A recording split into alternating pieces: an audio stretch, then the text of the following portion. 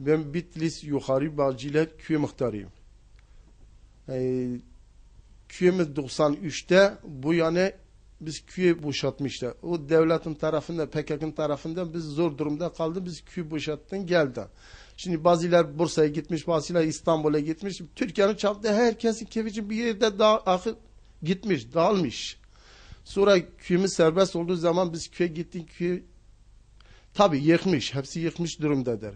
Camimiz de yıkmış, imamın evinde yıkmış. Şimdi ondan sonra biz gittin, tabii imamın köyünün kadrosu vardır. İmam cami zaten yoktur. İmamın evinde yoktur. Biz camiye başladın, yarısı yapmış, 3-4 sene ince biz başladın. Şimdi şu anda inşaat halinde kalıyor. Biz vatandaşlarda Allah rızası için biz yardım istiyoruz. Madde durumumuz yoktur, imkanımız yoktur. Allah çok şükür mahbubimiz de var, her şeyimiz de vardır.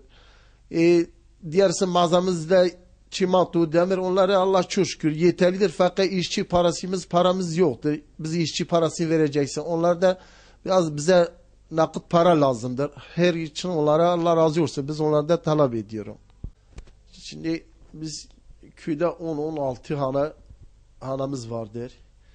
Biz istiyoruz camimiz ilk önce biraz bunu tamamlasın. Hiç olmazsa biz cemaat namazını beraber kılarım. İmam gelsin.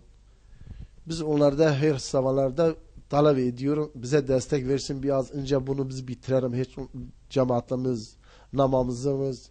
İslam için biz köyde bir geçirelim. Onu ben istiyorum vatandaşlarda.